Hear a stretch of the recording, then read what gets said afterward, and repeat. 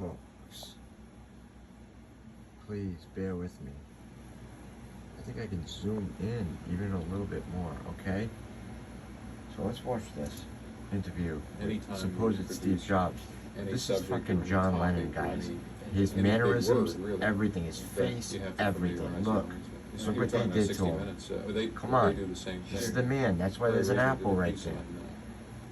Some guy who was a Where's the picture of the girl in the back? A couple of weeks ago, and they spent about 3 minutes in the context of the story establishing how to play blackjack. Right.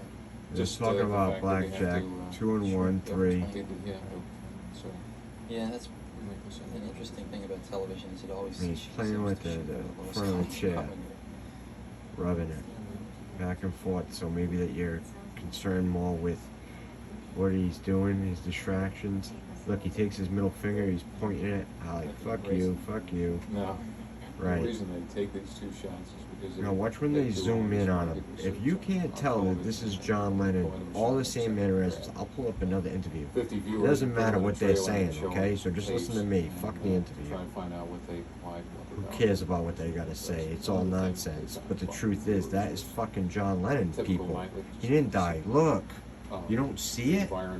Same eyes, same nose. They did a big nose job on him. But it's the same fucking nose. Same lips. Look what he does. John Lennon does this in interviews. Watch. Same hair. Steve, when you began to develop this 5 years ago, that is fucking John Lennon. What sort of need did you see that existed then that you thought these computers was going to fill? Well, basically... It's all about the transgender system. Yeah. That's what these people are. The question is really, what is a personal computer? And why is it different than all the other computers that have existed throughout history? Probably the best way to explain that is through an analogy. When you look at the invention of there we go, it's not the same voice. They can do surgery on your vocal cords, make you sound different. And it's very, very expensive, and therefore it could only be cost justified. He didn't like the way he sounded anyway. Or large applications. When he was singing, he hated it. And the electric motor really took its next step in proliferation. What's that thing on his long shaft to it and ran it down the center of a factory. But looks like there's something on his glasses right there. Power down to maybe 15 or 20 individual workstations, thereby cost justifying some technology, sharing that horsepower amongst the medium-sized applications. But the electric motor really achieved a true proliferation in the society with the invention of the fractional horsepower electric motor. And at that point, the horsepower could be brought directly to where it was needed on a personal scale. It's not. It's something in the glasses. Maybe like a teleprompter in the glasses. See it? The same thing, the same evolution if we examine the history of computing. The first computer, ENIAC, in 1946, was designed primarily for weather and ballistic calculations, very large tasks. And the next revolution in computing was in the 1960s with the invention of what's called time sharing. In essence, sharing one of these very large computers with maybe 40 or 50 terminals scattered through a company, and thereby cost justifying it for medium-sized applications. What we think the personal computer industry is about is the invention of the fractional horsepower computer, something that can be cost justified on the personal level, something that weighs 12 pounds that you can throw out the window if you don't like. And it's really changing the way that people interact with computers. There's a one-on-one relationship that develops between one person and one computer. And when you use the term a personal computer, you're avoiding the term a home computer for a deliberate reason, right? Right. We view... They did his teeth we segment different. Our market. I mean, they don't fucking really leave no stone unturned here, folks. They're good at deceiving. But they ain't deceiving me. Why? Home consumer. I don't know anybody else that talks like me. Industrial. Except for online, maybe, a few people. Even most of them don't talk like me. Smallest of those 4 I've listed. We view the home now not as a market, really, but as a location in which personal computers are used for a variety of functions sometimes. In other words, you can use a personal computer to do some portfolio management on some stocks. You can use a personal computer to do some educational. Can I answer that question? Sure, yeah. Yeah, you can just pick it up and we'll okay. Great. Sam, you were, when you grew up, we're still waiting for the question. Okay, John? And when you use the term personal computer, you're deliberately avoiding the use of the term home computer. Right. We view the home not really as a market yet.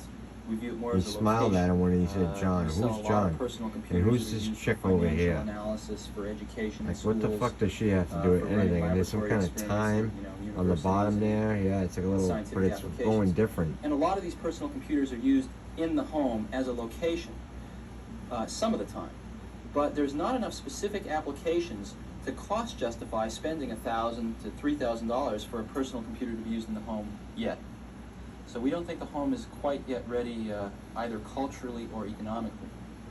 What type of person would need a personal computer today of the type you want? Well, it gets back to the question of what is a personal computer again. He's not arrogant though, like he's got a little bit of arrogance, but not like There how was an John article was. in Scientific American in the early 70s, which compared the That's what efficiency he's of reading. locomotion for various species of things on the planet. In other words, they measured how much energy it took for a bird to get from point A to point B, compared with the energy it took a fish to get the same distance, and a goat and a person and all sorts of other things. And they ranked them. And it turns out the Condor won. Condor was the most efficient, and man came in with a rather unimpressive showing about a third of the way down the list. It's somewhat disappointing. But someone there had the insight to test the efficiency of man riding a bicycle. And man riding a bicycle was twice as good as the Condor, all the way off the end of the list. And what it really illustrated was man's ability as a tool maker to fashion a tool that can amplify an inherent ability that he has. And that's exactly what we think we're doing. We think we're basically fashioning a 21st century bicycle here, which can amplify an inherent intellectual ability that man has and really take care of a lot of drudgery to free people to do much more creative work.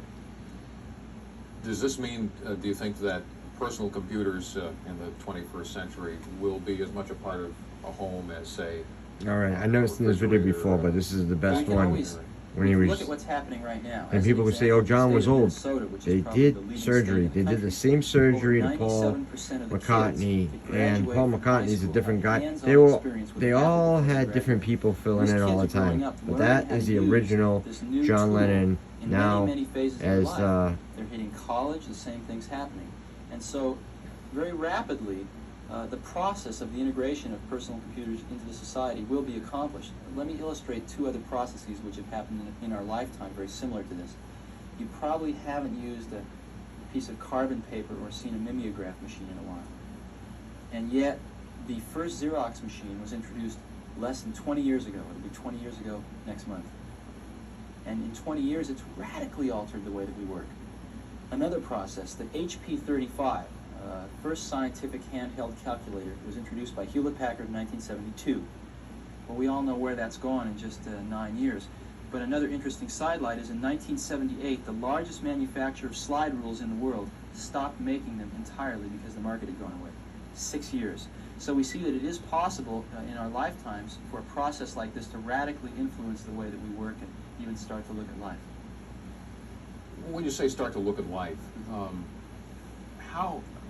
where is the impact going to be felt most? In the intellectual process, in the day-to-day living process that is running the household, in terms of the way you spend your leisure time? Is there any way to pinpoint one of those areas as being the most likely to? What we have seen in almost all applications of personal computers that have happened to date, the industry is only 5 years old, but we've shipped, in excess of 150,000 personal computers ourselves.